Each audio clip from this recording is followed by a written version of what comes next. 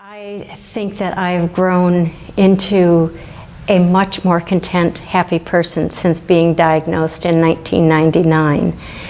When I woke up with my body half numb one morning, I thought my life was over.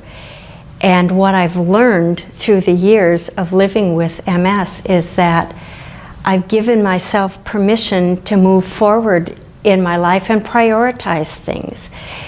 I had to get over the fear and the shock, which everyone does, but I made a little list of things that I wanted to happen in my life, and I wanted to really internalize what was important to me and set goals for myself. And one of those things was getting myself in the best physical shape that I could. So after I got diagnosed, I addressed diet and exercise, and I also put goals into my life of things that would make me happy.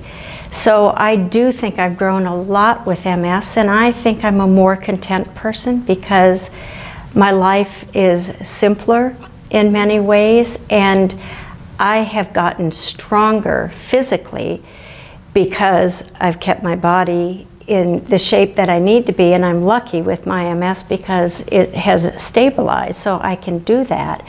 But I work at it all the time. But I think the most growth is where I've come emotionally in accepting myself and not expecting myself to be perfect. None of us are, none of us ever were before MS. Why should we be now? And yet sometimes we put those expectations on ourselves that we have to project this image to the world that we don't have a label or a disability or a handicap. So I'm stronger in a lot of ways, and I've grown with my MS. Okay, so you learned a lot about your abilities and to trust yourself, I think. I absolutely learned to trust myself, to trust my instincts, and I pay attention to when my mind says, yes, this is something I should do. It's something that's going to be fulfilling for me. It's going to make me happy, grow, and stretch in my life. And I really try to take advantage of the opportunities that are in front of me now. Yeah. Do you have a tip for newly diagnosed MS patients, how they can learn to trust themselves again? Because a lot of MS patients are coming out from the diagnosis and they lose the trust in their abilities, they lose trust in themselves, and they are frustrated, depressed, and they say, okay, game over, life's over. How can they learn to come to themselves again and say, hey, I'm a glorious person, I'm good? Absolutely. When you get diagnosed, you're in shock. And your brain shuts down in many ways, and you stop thinking rationally. You start to think of all those things that you think you're not going to be able to do anymore. And for me, I thought my life was over. I made rapid changes that were not good choices necessarily. I ran away from a lot of things, a lot of people, a lot of my support system, because I was afraid, just like you said, that this was it, life is over.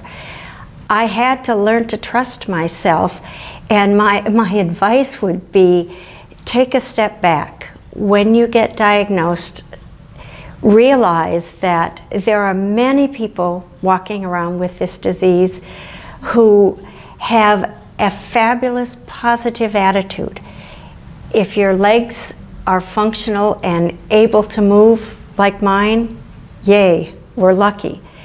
If your legs or your body struggles more, you can still be a happy person if you embrace life and just give yourself permission to get back into the game of life again. I carry with me the things that are absolutely essential to my life, the people that I love, the things that bring me joy, the things that bring me happiness in my life. I keep those with me all the time.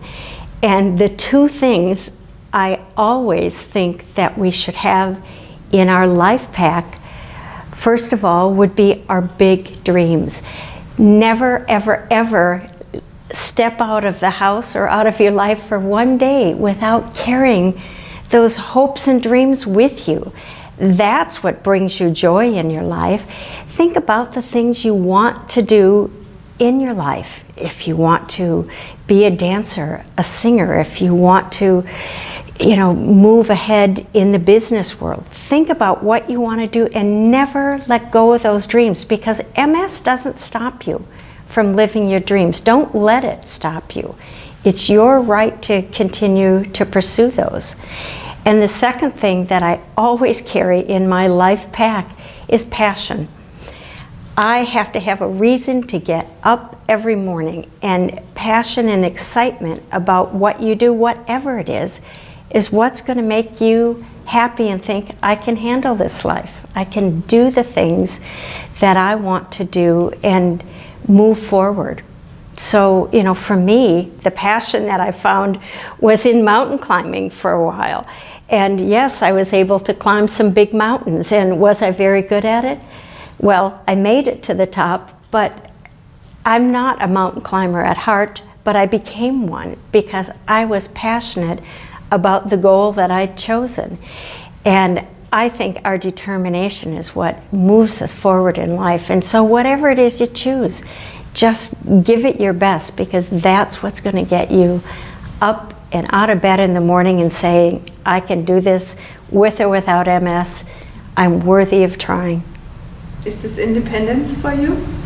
It's a lot of independence, because what I realized, you don't have to be the best at anything that you try. And I guess I give myself permission now to say, well, sometimes my balance is off with my MS, or if I get fatigued, and then I can say, oh, I'm a little tired, I'm going to rest for a minute. Or, gee, I tripped over that rock. Oh, well, my balance is off. I give myself permission to just get out there and try, but it's freeing to accept who you are and not be embarrassed or ashamed to say that you have MS, because I hid it for a whole year. I was very embarrassed about it, and I thought people would look at me differently. Mm-hmm. And what I realized, I was looking at myself differently. Mm-hmm. And when I gave myself permission to love life again, everything changed. Mm-hmm. I found a real purpose.